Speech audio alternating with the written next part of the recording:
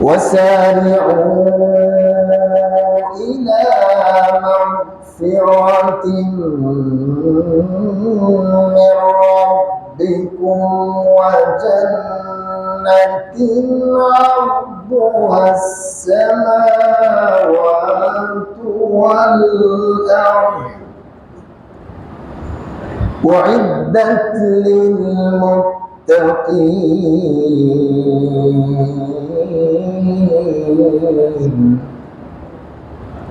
صدق الله مولانا العظيم وصدق رسوله النبي الأمي الكريم ونحن على ذلك لمن الشاهدين والشاكرين والذاكرين والحمد لله رب العالمين. وقال صاحب القرآن صلى الله عليه وسلم: إن الله عز وجل يقبل توبة العبد ما لم يغرر، أو كما قال النبي عليه الصلاة والسلام. وقال شاعر معلم: जैसा करना वैसा भरना, ना माने तू करके देख। जैसा करना वैसा भरना, ना माने तू करके देख। जन्नत भी है जहन्नम भी है, ना माने तू मर के देख। जन्नत भी है जहन्नम भी है, ना माने तू मर के देख। या रब्बि सल्लि व सल्लिम दाइमन अबदा अला हबीबिका खैरिल खल्qi कुल्लिहिम। मोहब्बत सबाई बनी बलागल मौला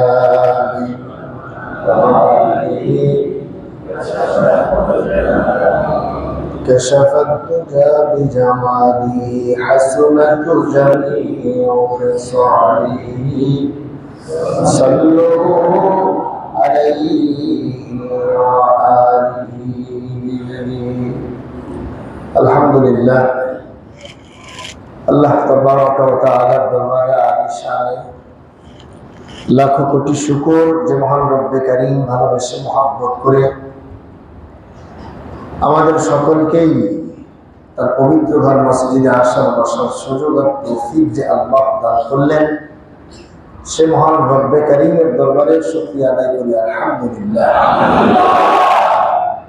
লাখো কোটি দরুদ ও সালাম সৈয়দুল কাউনাইন খাতামুন নবিয়্যিন নবিয়ুল আরব ওয়াল আজম সৈয়দিনা জনাবে হযরত মুহাম্মদুর রাসূলুল্লাহ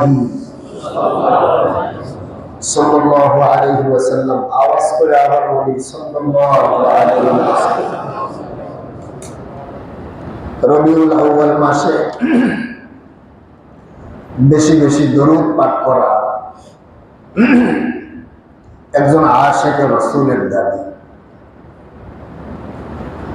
গত জুমায় আমি এই রবিউল আউয়াল মাস নিয়ে কিছু আলোচনার চেষ্টা করেছিলাম। প্রচলিত কিছু ভুল, কিছু বাড়াবাড়ির আমলের কিছু আলোচনা তুলে ধরেছিলাম, যার চিত্র আপনারা অনেক জায়গায় দেখেছেন। আসলে আল্লাহ পাক যাদেরকে বুঝ দেওয়ার, তারা অল্পতেই বুঝে ফেলে যে আসলে নবীজির যেই দিন ইন্তেকাল ওই দিন আনন্দ করা, এটা কোরআন হাদিস ছাড়া স্বাভাবিক জ্ঞানই সমর্থন করে না। এজন্য আগামীর থেকে ইনশাআল্লাহ এটা মন থেকে মুছে ফেলবো। এই কারণে এই আলোচনাগুলো করা ইসলামে আকায়েদ নিয়ে আমরা আলোচনা কম করি। বেশিরভাগ বক্তা ভাইরা ঘটনা বলি, বিভিন্ন ইতিহাস, এখান থেকেও ইবরত আছে, এখান থেকেও শিক্ষা আছে, এটা অনুপকারী বলতেছিলেন। কিন্তু আকায়েদের আলোচনাটা একটু কম হয়, যেটা আমাদের জরুরি ছিল। আকায়েদ নষ্ট হলে আমল দিয়ে কোনো কাজ হবে না। আচ্ছা, ইহুদি খ্রিস্টান এরপরে বিভিন্ন বিজাতিরা মানুষের কল্যাণমূলক কাজ করে কি করে না? আমাদের চেয়ে বেশি করে। শুধু করে না, আমাদের চেয়ে বেশি করে। রেজাল্ট ফলাফলে কি তারা হাসরের ময়দানে অনেক নেকি তাদের আমল নামায় জমা হবে? কেন হবে না? আকীদাই ঠিক নেই, ঈমানই তো নেই। এই জন্য এটা একটা জরুরি জিনিস, আকীদার আলোচনা করা। তো সেই ঈমানের দাবির থেকে আলোচনা করেছিলাম। আসলে নবীজিকে নিয়ে অনেক বাড়াবাড়ি আছে, আবার যারা কিছুই করে না তাদের মধ্যে আবার ছাড়াছাড়ি আছে। একটা সময় এখনো আছে দলাদলি, এটা কিয়ামত পর্যন্ত থাকবে। টুপি একদল পাস করলি, একদল হলো আপনার গোল, আর একদল হলো সবুজ পাগড়ি, একদল কালো পাগড়ি, একদল সাদা পাগড়ি। ওই ছোটবেলায় শুনছিলাম একজনে জিজ্ঞাসা করে, ভাই তুমি ওয়াহাবি না হানাফি? কয় আমি নামাজি পড়ি। বিষয়টা বুঝছে? তো বাড়াবাড়ি তো যারা করে তারা করে, আর ছাড়াছাড়ি যারা করে, এমন উম্মত আছে নবীর নামটাও শুদ্ধ করে বলতে পারে না। আছে না? আপনারা দেখেছেন। এই জন্যই বলি যে এগুলো আমরা দেখি কি সালা পড়েছে, সম্পূর্ণ নাম দিচ্ছে সালা বাবা। আপনারা হয়তো যারা সোশ্যাল মিডিয়ায় অ্যাক্টিভ তারা দেখেছেন, মাটির নিচে থাকে, সেখানেই ভক্তরা খাবার দেয়। ভক্ত আছে, আমার অনেক ভক্ত। আমাদের এক হুজুর ভাই সাংবাদিক সাথে, সে জিজ্ঞাসা করছে সূরা ফাতিহাটা বলেন। সে বলে আমি অনেক ব্যস্ত, তো সূরা ফাতিহা পড়ার সময় আমার নাই। নজরুল্লাহ বলে। বিষয়টা হাসির হলেও কিন্তু দুঃখজনক। আর একজনকে জিজ্ঞেস করছে আর এক বাবারে যে সূরা ফাতিহাটা পড়েন তো। বলতেছে যে সূরা ফাতিহা কিতাব দেখা লাগবে। ইসলামের যদি কিতাব দেখে সূরা ফাতিহা পড়া লাগে, নামাজ কি ফাতিহা ছাড়া হয়? লা সালাতা লিমান লাম ইয়াকরা বিফাতিহাতিল কিতাব, একটা হাদিস আছে। নামাজই হয় না সূরা ফাতিহা ছাড়া। এখানে অনেক ব্যাখ্যা, অনেক ইমামদের মত আছে, ইমামের পিছনে একাকী, সেদিকে আমি যাব না। বিষয়টা হলো এটা। আজকে আমি যে বিষয় নিয়ে কথা বলার নিয়ত করেছি, ইনশাআল্লাহ প্রত্যেকের জীবনে আমাদের গুনাহ কম বেশি আছে। এই গুনাহটা কয় প্রকার এবং গুনাহের জাগতিক কি ক্ষতি, এবং এখান থেকে উত্তরণের উপায় আমাদের বের করতে হবে, সে পদ্ধতি ইনশাআল্লাহ আপনারা দোয়া করেন। আল্লাহ তাআলা যদি তৌফিক দেয়, অল্প সময় কিছু জরুরি কথা আমার জবান দিয়ে বের করেন। আল্লাহুম্মা আমিন। সম্মানিত হাজিরিন, এক নাম্বার, আগে গুনাহ কাকে বলে? গুনাহ মা হুয়া, গুনাহ কি? এমন মুসলমান অনেকে আছে গুনাহ কাকে বলে জানেই না। আছে না? না, গুনাহকে গুনাহ মনেই করতেছে না, মুখস্থ করেন আল্লাহ ও আল্লাহর রাসূলের হুকুমের বাহিরে কোনো কাজ করাকে গুনাহ বলে। আল্লাহ ও আল্লাহর রাসূলের অসন্তুষ্টি কোনো কাজকে গুনাহ বলে। গুনাহ কাকে বলে? যে কাজ দ্বারা আল্লাহ ও আল্লাহর রাসূল অসন্তুষ্ট হয়, বাস এটা সংক্ষিপ্ত গুনার সংজ্ঞা। এখন আপনি পরবর্তী দুনিয়ার সাথে মিলাবেন। গুনাহ কিন্তু আপনার সবাই আপনার প্রতি খুশি, গুনাহ কিন্তু সবাই আপনার প্রতি খুশি। আল্লাহ আল্লাহর রাসূল নারাজ, করা যাবে না। গুনাহ নেকি, আল্লাহ আল্লাহর রাসূল খুশি। দুনিয়ার আপনজন নিজে পর্যন্ত অসন্তুষ্ট, পার্থিপক্ষে ছাড়া যাবে না।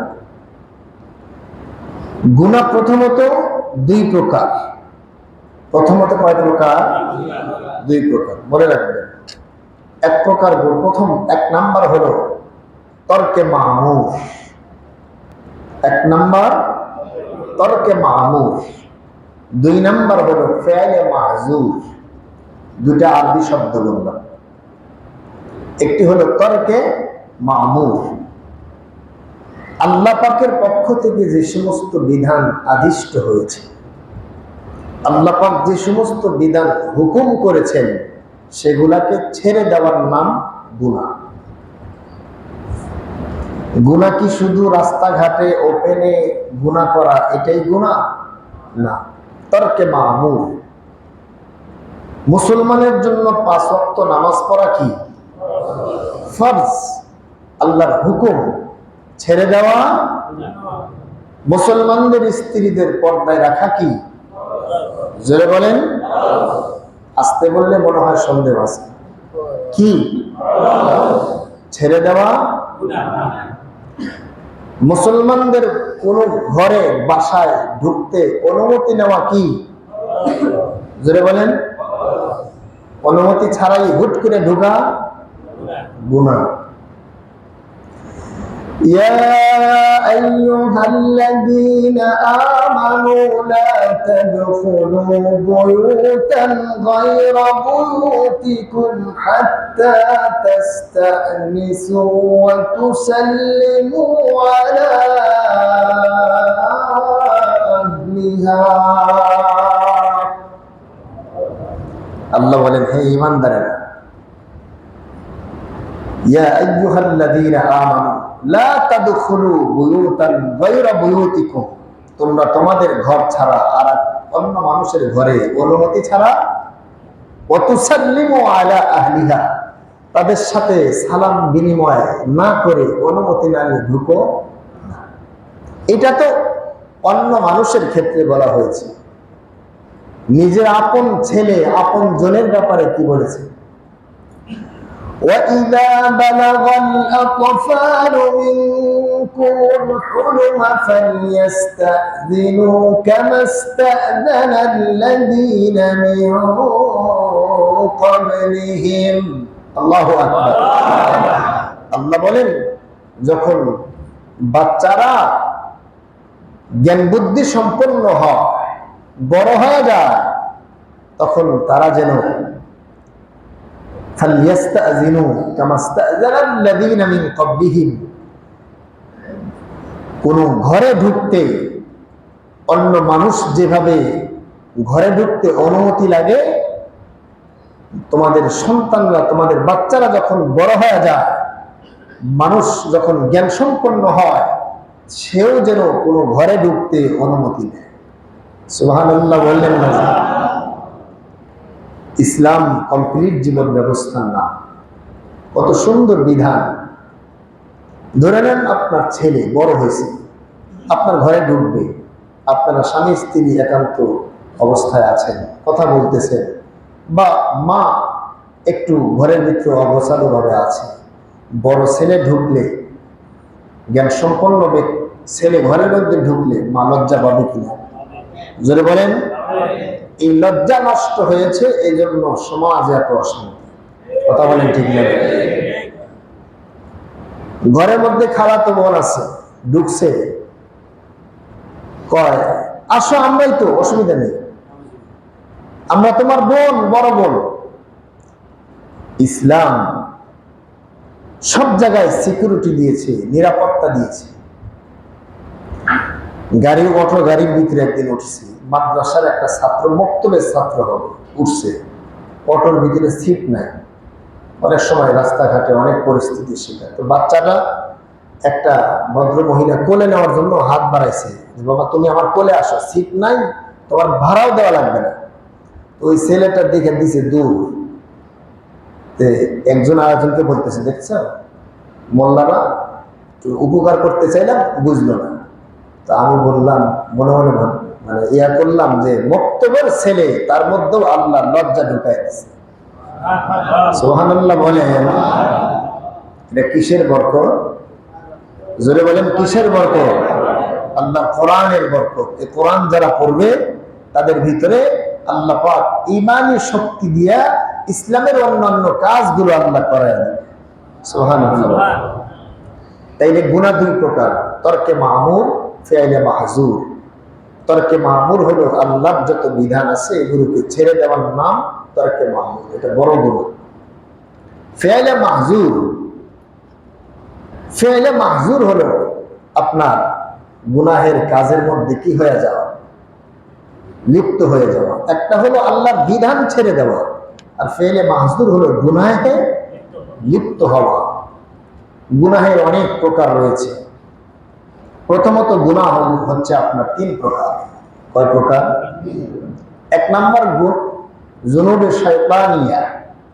জুনুবে শয়তানিয়া, শয়তানের প্ররোচনা দ্বারা, শয়তানের ওয়াসওয়াসার দ্বারা যে গুনাহগুলো হয়। শয়তানের গুনাহের সর্বশেষ আপনার জুনুবে শয়তানিয়া সর্বশেষ পর্যায়ে হলো শিরিক করে ফেলে। কি করে ফেলে? শিরিক করে দেয়। শয়তান ওয়াসওয়াসা দিতে দিতে মানুষের দ্বারা শিরিক করায় দেয়। কবরের সামনে সেজদা দেওয়া দেয়, সেজদা দে, এখান থেকেও কিছু পাবি, আল্লাহর ওলি ছিল তো, এর ভিতরে একটা শক্তি আছে তো, নাউজুবিল্লাহ, শিরিক করায় দেয়। এটা হচ্ছে জুনুবে শয়তানিয়া কাজ। দুই নাম্বার হচ্ছে জুনুবে সাবঈয়া। এটা হচ্ছে আপনার পশুত্বের যে স্বভাব, পশুত্বের যে স্বভাব, এটা মানুষের মধ্যে এসে যাওয়া, অত্যাচার করা। পশুত্বের স্বভাব হলো যে দুর্বল, যে সবল, দুর্বলকে সে আক্রমণ করে। বলেন সিংহের সাথে হরিণের কোন দুশ্মনী আছে? কোন সিংহ যদি হরিণকে একা পায়, ছাড়বে? এটা পশুত্বের স্বভাব। তিন নাম্বার হলো জুনুবি বাহিমিয়া। এটা হচ্ছে পশুর একটা বৈশিষ্ট্য হলো কাযাউ শাহওয়াতিল বাতানি ওয়াল ফারাজ, পেটের পূজা আর যৌনাঙ্গের পূজা। এই দুইটা পূজা, এই দুইটা ভোগ হচ্ছে আপনার পশুত্বের একটা বড় বৈশিষ্ট্য। পশুর কাজ হলো পেট ভরে খাওয়া আর যৌনাচার করা। তো এই তিন ধরনের গুনাহ, এই তিন ধরনের গুনাহ হচ্ছে প্রাথমিক বড় গুনাহ। এই তিন ধরনের গুনাহ কোনো না কোনো গুনাহের সাথে মানুষ জড়িত থাকে। কথা বলেন ঠিক না বেঠিক? গুনাহ করলে আখিরাতে তো আল্লাহ পাক রব্বুল আলামিন অবশ্যই ওই মানুষটাকে আল্লাহ তাআলা তওবা ছাড়া যদি ইন্তেকাল করে, মারা যায়, যে কোনো গুনাহ সগীরা কবিরা, এরপরে আল্লাহর হুকুমকে লঙ্ঘন করা, আল্লাহর হুকুম অমান্য করা, যত গুনাহ আছে যদি করে, তাহলে দুনিয়ার থেকে যদি তওবা ছাড়া মারা যায়, হাসরের ময়দানে আল্লাহর কাঠ দ্বারা অবশ্যই এটার বিচার হবে। হাসরের ময়দানে কয়েকটা জিনিসের হিসাব দেওয়া ছাড়া আল্লাহর সামনে থেকে কেউ যেতে পারবে না।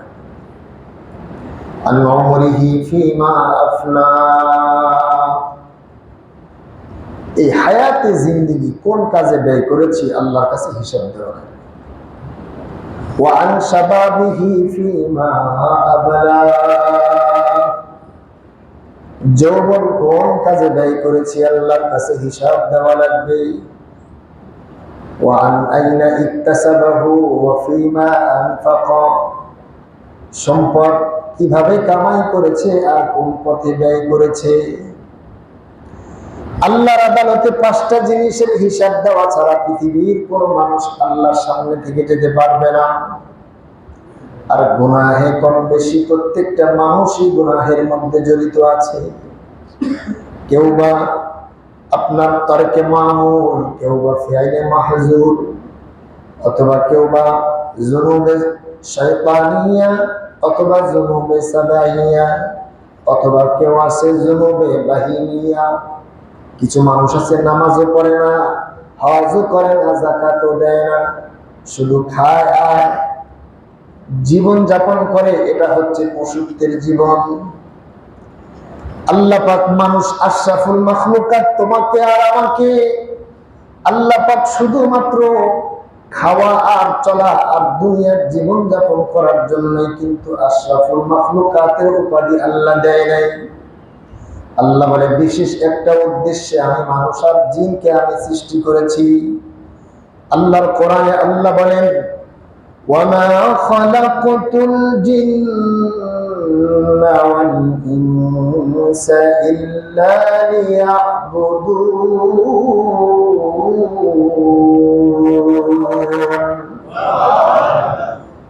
আল্লাহ পাক রব্বুল আলামিন বলে, শুধু মানুষ আর জিন জাতিকে আমি আমার গোলামির জন্য আমি সৃষ্টি করলাম। আমি রবের পরিচয় নিয়ে তারা আমাকে সেজদা দিবে, আমার হুকুম মানবে, 5 ওয়াক্ত নামাজ পড়বে, রমজানের রোজা রাখবে, যাকাত ফরজ হলে যাকাত দিবে, হজ ফরজ হলে হজ করবে। আমার হুকুম মেনে মেনে আল্লাহর কোন বান্দা যদি আল্লাহকে ডাক দেয়, আল্লাহর রাসূলকে আল্লাহ ডাক দেয়, বলে ও হাবিব, আপনার উম্মতেরা আপনাকে জিজ্ঞাসা আল্লাহ কোথায় থাকে। আল্লাহ বলেন কোরআনের ভাষায়, ওয়াসারিউ ইলা মাগফিরাতিম মির রাব্বিকুম ওয়া জান্নাতিন আরদুহাস সামাওয়াতু ওয়াল আরদ। আল্লাহ বলেন, ওয়া ইযা সাআলাকা ইবাদি আন্নী ফাইন্নী করিব। আল্লাহু আকবার। আল্লাহ বলে, ও হাবিব আমার, আপনার উম্মতদেরকে আপনি জানায়া দেন, ওয়া ইযা সাআলাকা ইবাদি আন্নী ফাইন্নী করিব। আমি আল্লাহ সম্পর্কে জিজ্ঞেস করে আমি কোথায়, আপনি বলে দেন ফাইন্নী করিব, আমি আমার বান্দার অতি নিকটে। আমি আল্লাহু আকবার বলেন, আল্লাহু আকবার। আল্লাহর চেয়ে অতি নিকটে পৃথিবীর আর কেউ নাই। আল্লাহ বলে কেমন নিকট, উজিবু দাওয়াতাদ দাঈ ইযা দাআন ফালইস্তাজিবু লি ওয়ালইউমিনু বি লাআল্লাহুম ইয়ারশুদুন। আল্লাহ বলে, যখন কেউ আমাকে ডাক দেয় তখন তার ডাকে সাড়া দেওয়া আমার উপরে জরুরি হয়ে যায়। সুবহানাল্লাহ। এজন্য আল্লাহ বলেন, বান্দা গুনাহ করছো, গুনাহ ছাড়া কোনো মানুষ নাই, কিন্তু গুনাহ নিয়ে বসে থাকারও সুযোগ নাই। আল্লাহ বলে, ওয়াসারিউ ইলা মাগফিরাতিন মির রাব্বিকুম ওয়া জান্নাতিন আরদুহাস সামাওয়াতু ওয়াল আরদ ইল্লা মান তাবা ওয়া আমানা ওয়া আমিলা আমালান সালিহান ফাউলাইকা ইউবাদদিলুল্লাহ। আল্লাহ বলে, যারা তওবা করে, ইল্লা মান তাবা ওয়া আমানা, এবং ঈমান আনে, ওয়া আমিলা আমালান সালিহা, এবং নেক আমল করে, আমলে সালেহ করে, ফাউলাইকা ইউবাদদিলুল্লাহু সাইয়্যাতিহিম হাসানাত, আল্লাহ বলে তাদের গুনাহের জায়গাগুলো আমি নেকির দ্বারা পরিপূর্ণ করিয়া দেই। এই সময় কতটুকু, এই সুযোগটা কত সময়? 10 বছর আপনার জীবনে, 20 বছর। قال النبي صلى الله عليه وسلم إن الله عز وجل يقبل التوبة العبد ما لم يغرر। আল্লাহর নবী বলেন তওবা করার সুযোগ হলো মানুষের ততক্ষণ পর্যন্ত, ইগরজির, মৃত্যু যন্ত্রণা শুরু হওয়ার আগ পর্যন্ত, আপনার সাকরাতে মৃত্যুর আগ পর্যন্ত, মাউতের আগ পর্যন্ত, আজরাইল আলাইহিস সালাম আসার আগ পর্যন্ত, আপনার হায়াতে জিন্দেগি যদি 60 বছর হয়, 80 বছর হয়, 100 বছর হয়, 90 বছর হয়, মৃত্যুর আগ পর্যন্ত আল্লাহ এই দরজা খোলা রেখেছেন। ইল্লা মান তাবা, যে তওবা করবে, ওয়া আমানা, ঈমান আনবে, ওয়া আমিলা আমালান সালিহা, এবং নেক আমল করবে, ফাউলাইকা ইউবাদদিলুল্লাহু সাইয়্যাতিহিম হাসানাত, আল্লাহ তাআলা গুনাহগুলোকে নেকির দ্বারা পরিপূর্ণ করিয়া দিবেন। সুবহানাল্লাহ, আসতে বলেন সুবহানাল্লাহ। মরবো কখন কোনো গ্যারান্টি আছে? কোনো গ্যারান্টি নেই। মৃত্যুকে অনেক সময় আমরা মনে করি মরে গেলাম, শেষ। তওবা ছাড়া মরলে খবর আছে। मौत को समझा है जाहिल इख्तितामे जिंदगी, दर हकीकत मौत तेरे इब्तिदाए जिंदगी। मौत को समझा है जाहिल इख्तितामे जिंदगी, दर हकीकत मौत तेरे इब्तिदाए जिंदगी। মৃত্যু তো কেবল একটা দরওয়াজা মাত্র, এই দরওয়াজা দিয়ে পরলৌকিক জীবনের কেবল শুরু হয়। সুবহানাল্লাহ। যেই জীবনের শুরু আছে, শেষ নাই। খালিদিনা ফিহা আবাদা, কতকাল থাকা লাগবে আল্লাহ ছাড়া কেউ জানে না। গুনাহের হাসরের ময়দানের ক্ষতি তো অবশ্যই অনিবার্য। দুনিয়াবি কিছু ক্ষতি উলামায়ে কেরাম বলেছেন, কিছু ক্ষতি আমি আপনাদের সামনে বলি, আল্লাহ যদি আমাদেরকে এর দ্বারা বুঝ দেয়, আমরা যাতে গুনাহ থেকে বেঁচে থাকতে পারি। উলামায়ে কেরাম লেখেন, 1 নাম্বার, ফাসাদুল কলবি ওয়া যুলমাতুহু।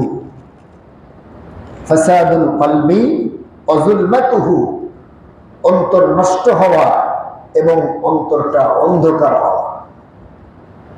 অন্তর নষ্ট হলে, অন্তর যদি অন্ধকার হয়, তাহলে সে আর মানুষ থাকে না। সে কি হয়ে যায়? সে কেমন যেন চতুষ্পদ প্রাণীর মতো হয়ে যায়। আজকে দেখেন আপনি, মানুষের সামনে মানুষকে মারতেছে। আমার পাশের এলাকায়, শহরেই তো পাশেই, এখন তো সবাই প্রশাসন হয়ে গেছে, বোঝেন নাই? যার শক্তি বেশি সেই এখন পুলিশের লিডার। তো এলাকায় কিছু দুষ্কৃতি দমন করার জন্য মুরব্বীরা সিদ্ধান্ত নিয়েছে। তো কিছুদিন পর পরই গ্যামজাম। তো রাস্তা দিয়ে যাইতেছি, বললাম ভাই এখানে কি হয়েছে? তো গ্যামজাম, একটারে খুব মার দিছে, মাদকাসক্ত। জিজ্ঞেস করছে, হুজুর আপনি যান, এখানে আপনার কাজ নাই, বিষয়টা বুঝলেন? তো এখন মানুষকে মারতেছে আর তামাশা করতেছে। আপনি জিজ্ঞাসা করবেন, বলে আপনি আপনার রাস্তায় হাঁটেন। কথা ঠিক বললাম না ভুল বললাম? কারণ কি? ফাসাদুল কলবি ওয়া যুলমাতুহু, অন্তর নষ্ট হয়ে গেছে এবং অন্তরটা অন্ধকার হয়ে গেছে। এজন্য মানুষের প্রতি আর কি নেই? কোনো দয়া নেই, কোনো মায়া নেই, কোনো মহাব্বত নেই। যেখানে যাকে যেভাবে পাচ্ছে জুলুম করতেছে। এটা হচ্ছে একটা পশুত্বের স্বভাব। আল্লাহ আমাদেরকে এটা থেকে হেফাজত করে। গুনাহের একটি ক্ষতি হচ্ছে কিল্লাতুত তাওফীক। কিল্লাতুত তাওফীক, নেক আমলের তৌফিক নষ্ট হয়ে যাওয়া। ভালো কাজের তৌফিক নষ্ট হয়ে যাওয়া। আগে 5 ওয়াক্ত নামাজ পড়তাম, সব পড়তাম, এখন জুমার নামাজ ধরাই জরুরি। তাইলে কি হয়েছে? আমার উন্নতি হয়েছে না অবনতি হয়েছে? আগে আল্লাহর জিকির করতে ভালো লাগতো, আল্লাহকে ডাকতে ভালো লাগতো, এখন 1 সপ্তাহে আল্লাহর নাম নেওয়ার সুযোগ নেই। উন্নতি হয়েছে না অবনতি হয়েছে? বুঝতে হবে আমার কোনো ঘাটতি আছে, কিল্লাতুত তৌফিক, আমার তৌফিক নষ্ট হয়ে গেছে। এজন্য কি করা লাগবে? তওবা করা লাগবে। গুনাহটা আগে মাফ করাইতে হবে, আবার আল্লাহ সব ফিরিয়ে দেবে। আল্লাহ আমাদের তৌফিক দান করেন, বলে আমিন। হিরমানুল ইলমি ওয়ার রিজকি ওয়া বারাকাতিল উমরি, আপনার ইলম, রিজিক, হায়াতের বরকত নষ্ট হয়ে যাবে। ইলম, রিজিক, হায়াতের বরকত নষ্ট হয়ে যাবে। হায়াতের বরকত আপনার অল্প সময় আগে অনেক কাজ আঞ্জাম দিতে পেরেছে, অল্প সময়ে নামাজও পড়েছেন, তাসবিহ তাহলিলও পড়েছেন, আবার আপনার জব করতেন সেটাও করেছেন, নিজের ব্যক্তিগত কাজও করেছেন। কিন্তু এখন সময় কোন দিক দিয়ে চলে যায়, না দুনিয়ার কাজ হয় না আখিরাতের কাজ হয়, সময়ের বরকত শেষ। সময়ের বরকত মানে হায়াতের বরকত শেষ, রিজিকে বরকত নাই। হুজুর কি বলেন? আগে আমরা খেতাম, কাউনের চাউলের ভাত খেতাম, আর এখন আমরা কাতারি চাউলের ভাত খাই। আপনি কি বলেন? রিজিকের বরকত নষ্ট হয়ে গেছে না? ছেলে ইনকাম করে 15,000 টাকা, স্ত্রী ইনকাম করে 15,000 টাকা, স্বামী ইনকাম করে, এরপরে মাস শেষে তাদের হাহাকার আছে না? ইনকামের সোর্স বেড়েছে, এদিক দিয়ে আবার খরচেরও এমন সোর্স বেড়েছে যে আগে যে ওই কাউনের চাউলের ভাত খাইতো তবে এত পেরেশানি ছিল। কথা ঠিক না বেঠি? হিরমানুল ইলমি ওয়ার রিজকি ওয়া বারাকাতিল উমুর, রিজিকের বরকত নষ্ট হয়ে গেছে। ইলমের বরকত কালেমা জিগাইলে করতে পারে না, নামাজের ফরজ কয়টা বলতে পারে না, ওযুর ফরজ বলতে পারে না, গোসলের ফরজ বলতে পারে না। ইলম, মুসলমানের ইলম হয় আমলের দ্বারা। এই জন্য এই সব কিছু আমাদের হয়েছে গুনাহের কারণে। গুনাহ যেই প্রসেসেই করেন না কেন, উন্নত হোটেলে, সর্বোচ্চ সিকিউরিটিতে, কেউ দেখবে না, আপনি একদম নিরপরাধ ভাবে গুনাহ করবেন। আল্লামা জুলফিকার আলী নকশবন্দি বলেন, গুনাহ যেই প্রসেসেই করা হোক না কেন, গুনাহ যেই করবে আল্লাহ পাকের গোসাগি তার উপরে পড়বে। গুনাহের দুনিয়াবি কিছু খারাপ দিক অবশ্যই সে দেখতে পারবে, আর তওবা ছাড়া মারা গেলে হাসরের ময়দানে অবশ্যই আল্লাহ পাকের আযাবের শিকার হয়ে যাবে। এরপরে গুনাহের একটি বড় ক্ষতি হলো ওয়াহশাতুন ইয়াজিদুহাল আসি ফি কলবিহি বাইনাহু ওয়া বাইনাল্লাহ, অপরাধী বান্দা ও তার ও আল্লাহর মাঝে এক ধরনের আতঙ্ক সৃষ্টি হয়ে যায়। অপরাধী বান্দা সবসময় দিলের মধ্যে সংকোচ বোধ করে, কোনো কাজেই তার মন ঠিক মতো লাগে না। অপরাধী বান্দার মনটা কখনোই প্রশস্ত হয় না। আল্লাহর সাথে আর বান্দার সাথে একটা দূরত্ব সৃষ্টি হয়, আল্লাহর থেকে বান্দা কেমন যেন একটা আতঙ্কের ভাব থাকে, মহাব্বতের কোনো সম্পর্ক থাকে না। উলামায়ে কেরাম অনেক ক্ষতি লিখেছেন, তাসিরু উমুরিহি ওয়া আদাম কাযাই হাজাতিহি, গুনাহগার ব্যক্তির সকল কাজ অসাধ্য হয়ে যায়, কাজগুলো ঠিক মতো আঞ্জাম দিতে পারে না। আর অনেক কাজ অনেক কষ্ট করে বটে, কিন্তু শেষ পর্যায়ে কাজটার ফলাফল সুন্দর হয় না। দেখা যায় কষ্ট করেছে অনেক, কিন্তু রেজাল্টের বেলায় জিরো দেখা যায়। এটা কিন্তু আখিরাতের কোনো ক্ষতি নয়, এটা হলো দুনিয়াবি ক্ষতি। দুনিয়ার জীবনেই সে সফল হতে পারে না, গুনাহের কারণে দুনিয়ার জীবনে সাকসেস হতে পারে না। লেখাপড়ার জীবনে হয়তোবা ফাইনালি পরীক্ষার আগেই তার পড়ার মন নষ্ট হয়ে যায়, অথবা কর্মজীবনে নির্দিষ্ট একটা ফলাফলের আগে সে কর্ম থেকে দূরে সরে যায়। যে কোনো ভাবেই হোক, আল্লামা উলামায়ে কেরাম লেখেন, গুনাহের দুনিয়াবি ক্ষতির মধ্যে একটা ক্ষতি হলো দুনিয়াবি কাজগুলো তার দ্বারা কষ্ট হয় এবং কাজের রেজাল্ট শেষ পর্যায়ে সুন্দর সুফল বয়ে আনতে পারে না। গুনাহের একটি ক্ষতি হলো ওয়াহনুল কলবিহি ওয়াহনু কলবিহি ওয়া বাদানিহি, দেহ এবং মন দুর্বল হয়ে যায়। টাকা পয়সার অভাব নাই, কিন্তু দেখলে মনের মধ্যে কোনো আনন্দ নেই।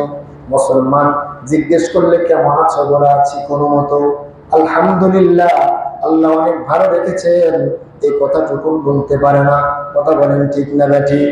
এটি একটি গুনাহের বড় ক্ষতি। গুনাহের অনেক ক্ষতি রয়েছে।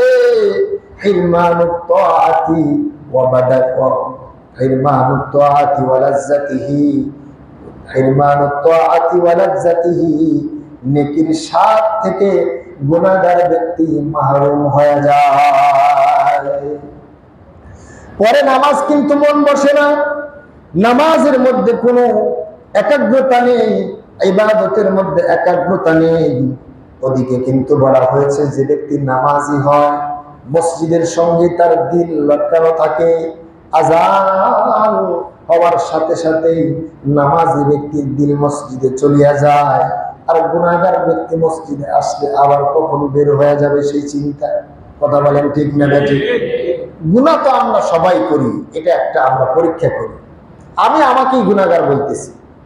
দেখেন, নামাজ শেষ, সুন্নতটা পড়ার আর টাইম আছে। জুতা কার আগে কে নিবে? জুতা, নতুন জুতা অনেক সময় পাড়ার ঠেলায় পুরান হয়ে যায়। কথা বলেন ঠিক না ঠিক? মসজিদ হলো আল্লাহর রাসূল বলেন, মাছ যেমন পানি ছাড়া থাকতে পারে না, ইমানদার ব্যক্তি মসজিদ ছাড়া থাকতে পারে না, আল্লাহর জিকির ছাড়া থাকতে পারে না। মসজিদে আসলে মুমিনের দিল ঠান্ডা হবে। এখানে একটু সময় একটু বেশি দেওয়ার এটা প্রয়োজন। মুসলমানদের বড় একজন খলিফা, খলিফাতুল মুসলিমিন সিদ্দিক আকবর হযরতে আবু বকরের একটি বড় গুণ ছিল, মসজিদে আগে আসতেন, মসজিদ থেকে সবার শেষে বের হতেন। এটি সিদ্দিকে আকবরের গুণ। কিন্তু আমাদের যে বৈশিষ্ট্য, এটা কোন প্রকৃত মুসলমানের বৈশিষ্ট্য হতে পারে না। গুনাহের একটি বড় ক্ষতি হলো কসরুল উমরি, আয়ু কমে যাওয়া, হায়াত কমে যাওয়া। বলতে পারেন, হুজুর হায়াত কিভাবে কমবে? আপনারাই তো ওয়াজ করেন যে আল্লাহ যাকে যে কদিন রিজিক দিয়েছেন, যাকে আল্লাহ যতটুকু হায়াত দিয়েছেন অতটুকু পর্যন্ত শেষ না করে সে মৃত্যুবরণ করবে না। কথা ঠিক আছে, কিন্তু বিশ্ব নবীজির একটি হাদিস রয়েছেন, আল্লাহর রাসূল বলেছেন, গুনাহের দ্বারা মানুষের রিজিক এবং হায়াত এই দুটোই কমে যায়। এই দুটোই আল্লাহ পাকের দেওয়া বড় নিয়ামত। গুনাহের দ্বারা আল্লাহ পাক রব্বুল আলামিন এই দুটি নিয়ামত নষ্ট করিয়া দেয়। এজন্য মুসলমান, এগুলো যা বললাম সবই হলো দুনিয়াবি ক্ষতি, আখিরাতের ক্ষতি এটার তো কোনো শেষ নাই। দুনিয়ার এই ক্ষতি, লস হবে, কষ্ট হবে, রিজিকের কমতি হলে জীবন কষ্টে কেটে যাবে, যেভাবেই হোক কাটবে। কিন্তু আখিরাত, গুনাহ নিয়ে যদি কেউ কবরে যায়, আল্লাহ পাক কোরআনুল কারীমের মধ্যে বলেন, ফামাইয়ামাল মিসকালা যাররাতিন খায়রান ইয়ারা ওয়া মান ইয়ামাল মিসকালা যাররাতিন শাররান ইয়ারা। আল্লাহর কোরআন কখনোই মিথ্যা নয়। যারা পরিমাণ নেকির কাজ আল্লাহর আদালতে উঠে যাবে, যারা পরিমাণ গুনাহ আল্লাহর আদালতে উঠে যাবে। গভীর রাত্রে মোবাইলে একা একা গুনাহ করেছো, আল্লাহর আদালতে উঠে গেছে। গভীর রাত্রে একা একা মানুষের মাল চুরি করেছো, আল্লাহর আদালতে উঠে গেছে। মিথ্যা কথা বলেছো, কেউ বোঝে নাই, মানুষে বিশ্বাস করেছে অমুকে তো মিথ্যা কথা বলতে পারে না, কিন্তু তুমি মিথ্যা বলে ব্যবসা চালায়া দিয়েছো, আল্লাহর আদালতে উঠে গেছে। ইকরা কিতাবাক, আল্লাহ যখন কিতাব হাতে দিয়া বলবেন ইকরা কিতাবাক কাফা বিনাফসিকাল ইয়াউমা আলাইকা হাসিবা, আল্লাহ পাক যেদিন মানুষের আমলনামাটা কিতাবটা হাতের মধ্যে দিবেন, ওই দিন ওই কিতাবের মধ্যে যারা যারা সব লেখা হবে। কোথায় একটু চোখের গুনাহ করেছিলাম, কোথায় আবার একটি টাকা দান করেছিলাম, সব আল্লাহর আদালতে উঠে যাবে। এই জন্য মুসলমান একবার সুবহানাল্লাহ বলতে পারলাম, এটা আমার জন্য খুশনসিব। একবার আল্লাহু আকবার বলতে পারলাম, এটা আমার জন্য খুশনসিব। একবার লা ইলাহা ইল্লাল্লাহ বলতে পারলাম, এটা আমার জন্য খুশনসিব। সবসময় মনে রাখবো, ফামান ইয়ামাল মিসকালা যাররাতিন খায়রান ইয়ারা ওয়া মান ইয়ামাল মিসকালা যাররাতিন শাররান ইয়ারা। যাররা পরিমাণ নেকিও আল্লাহর আদালতে জমা হয়ে যাবে, যাররা পরিমাণ গুনাহ আল্লাহর আদালতে জমা হয়ে যাবে। এই জন্য গুনাহ, গোপন গুনাহ মানুষকে বেইজ্জতি করে। মনে রাখবেন, গোপন গুনাহ মানুষকে কি করে? জোরে বলেন, বেইজ্জতি করে। গোপন আমল মানুষের ইজ্জত বাড়ায় দেয়। দুইটা কথা মনে রাখবেন, গোপন গুনাহ মানুষকে বেইজ্জতি করে, আর গোপন আমল মানুষকে ইজ্জত দেয়। বান্দা গোপনে নেক আমল করবে আর আল্লাহ তাকে দুনিয়াতে লাঞ্ছিত করে রাখবেন, হয় না, হতে পারে না। আপনারা দেখেছেন উলামায়ে কেরাম জেল খেটেছে মিথ্যা মামলায় জড়িত হয়ে। আল্লাহ কি তাদের বেইজ্জতি করছে না শেষ পর্যায়ে বিজয় দিছে? জোরে বলেন, কি দিছে? আল্লাহ। আল্লাহ কখনো বেইনসাফি করে না। তুমি জুলুম করে যাবা, তুমি 2 নাম্বারি করে, আবার মারহাবাটাও তুমি নিবা না। তোমার এই নেতৃত্ব আর মারহাবা চিরকাল থাকবে না। আল্লাহর যে খাঁটি বান্দা, শেষে আল্লাহ তাকে ইজ্জত দিয়া দেয়। এটি আল্লাহ পাকের বৈশিষ্ট্য। আল্লাহ পাক নেক আমলের বদলাও দুনিয়ায় দিয়া দেয়, আর বদ আমলের বদলাও আল্লাহ দুনিয়াতে কম হোক বেশি হোক দিয়া দেয়। আল্লাহ তুমি আমাদের সবাইকে খাঁটি ঈমানদার, গুনাহমুক্ত জিন্দেগি অর্জন না করার আগ পর্যন্ত কবরের যাত্রী বানায় না। বলেন আমিন। গুনাহ যতই করুক বান্দা, আল্লাহ পাক একদিন অবশ্যই মাফ করে দিবে। একটি কথা মনে পড়ে গেল, বলি। মুসা আলাইহিস সালামের যুগে এক নাফরমান ছিল, বড় অপরাধী। শহরের কিছু ছেলে পেলে থাকে, যাদের কারণে শহরের অন্য মানুষ আরামে থাকে না। থাকে না? থাকে না? আছে না? নাই?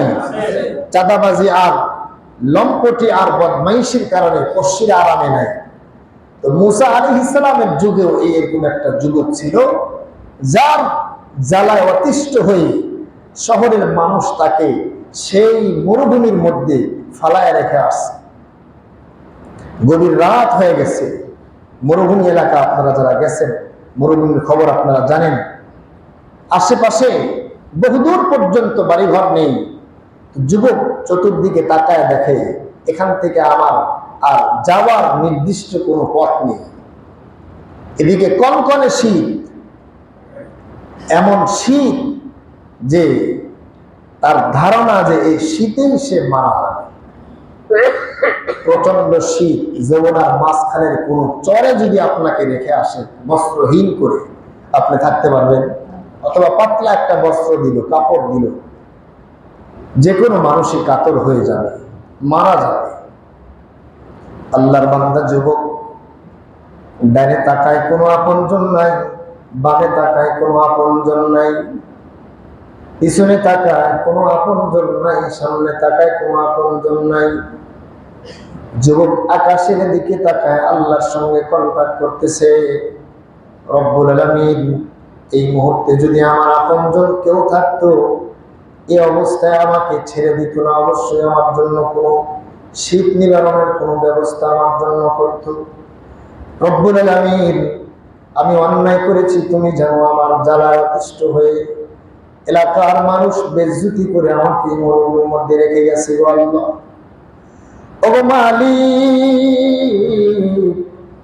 আমি তো নিঃসন্দেহে অপরাধী। ও আল্লাহ, এই মুহূর্তে যদি আমাকে ক্ষমা করে দিলে তোমার জালালিয়ত আর রাজত্বের মধ্যে কোনো কমতি না হয়, আল্লাহ তাইলে তোমার কাছে আমার দাবি, তুমি আমারে মাফ করে দাও। আল্লাহ, আমাকে মাফ করে দিলে যদি তোমার ক্ষমতা না কমে, তোমার কাছে আমার দাবি, আমার আপনজনকে আবদার দিলে যেমন তারা আমারে বঞ্চিত করতো না, মালিক এই মুহূর্তে তুমি আমারে মাফ করে দাও। আল্লাহর সঙ্গে যেমন এমন গভীর ভাব জমাইছে, আল্লাহর সঙ্গে এমন প্রেমের আলাপ করতে করতে শীতের কারণে কাঁপতে কাঁপতে দেহের থেকে জানটা বের হয়ে গেছে। فأوحى الله إلى موسى عز وجل, আল্লাহ তাআলা মুসা পয়গম্বরের কাছে ওহী পাঠায়া ডাকতে বলে, ও মুসা, তোমার উম্মতদের কাছে ঢোল পিটাইয়া দাও, তারা যদি তাদের জীবনের গুনাহ মাফ করতে চায়, অমুক এলাকার মরুভূমির মধ্যে গিয়া দেখবে একটা লাশ মরে পড়ে আছে, তারা যেন ওই লাশটা দাফন করে যায়। মুসা পয়গম্বর এলান করে দিলেন, আল্লাহর এমন এক ওলি মারা গেছেন, মরুভূমির মধ্যে মরে পড়ে আছে, যদি কেউ নিজের জীবনের গুনাহ মাফ করতে চাও তাহলে আল্লাহর ওলির জানাজা করে আসো। মুসা আলাইহিস সালাম এলান দিয়ে দিলেন, হাজার হাজার মানুষের সমাগম।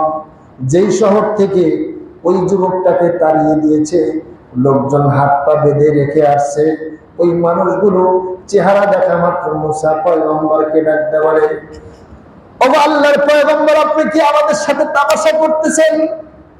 আপনি কি আমাদের সাথে মজা করতেছেন? আপনি একজন পয়গম্বর। এ তো সেই যুবক যার লম্পটির কারণে আমরা অতিষ্ঠ হয়ে তারে আমরা মরুভূমির মধ্যে রেখে গেছি। মুসা আলাইহিস সালাম আল্লাহর কাছে দরখাস্ত গিয়া ডাকতে বলে, মালিক, লোকজন আমাকে বলতেছে আমি নাকি মিথ্যা কথা বলতেছি। আল্লাহ ডাকতে বলে, মুসা, জনগণের কথাও ঠিক আছে, আমার কথাও ঠিক আছে।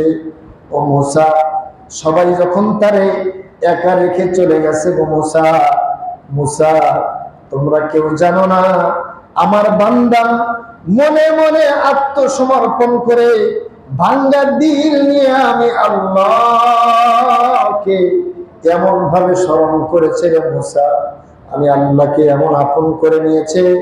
আর আমার ওয়াদা, উজিবু দাওয়াতাদ দাঈ ইযা দাআন, আমি আমার বান্দার ডাকে অবশ্যই সাড়া দেই। তার ভাঙ্গা দিল দেখে আমি আর থাকতে পারি নাই। মুসা রে, আমি তার অতীত জীবনের সব গুনাহ মাফ করে দিয়েছি। শুধু তাই নয়, ইল্লা মান তাবা ওয়া আমানা ওয়া আমিলা আমালান সালিহান ফাউলাইকা ইউবাদদিলুল্লাহ, আমি তার গুনাহগুলোকে নেকির দ্বারা পরিপূর্ণ করে দিয়েছি মুসা। শুধু তাই নয়, আমি তারে ওয়ালায়াতের মাকামে আমার ওলির খাতায় তার নাম লিখে দিয়েছি। মুসা তাদের কথা ঠিক আছে, ওই অপরাধী, ওই যুবক, কিন্তু আমি তারে মাফ করে ওলি বানায় দিয়েছি। তার ওই তওবাটা যদি ভাগ করে তোমার গোত্রের মধ্যে বন্টন করে দেওয়া হয়, মুসা তোমার উম্মতের নাজাতের জন্য যথেষ্ট হয়ে যাবে। আল্লাহু আকবার।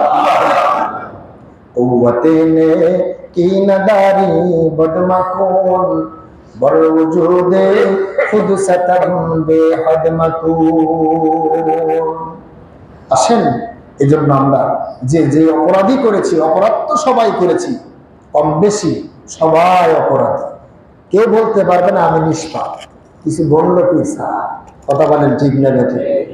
এই জন্য সবাই তওবা করি, আত্মসমর্পণ করি আল্লাহর কাছে। প্রতিনিয়ত 100 বার তওবা করি, 50 বার তওবা করি, আল্লাহর কাছে আত্মসমর্পণ করি, আল্লাহ মর্যাদা বাড়ায় দিবে, ইবাদতের তৌফিক হবে, দুনিয়ার ক্ষতির থেকে বাঁচতে পারবো, আর আখিরাতের বড় আযাব থেকে আল্লাহ আমাদেরকে মুক্ত করবেন।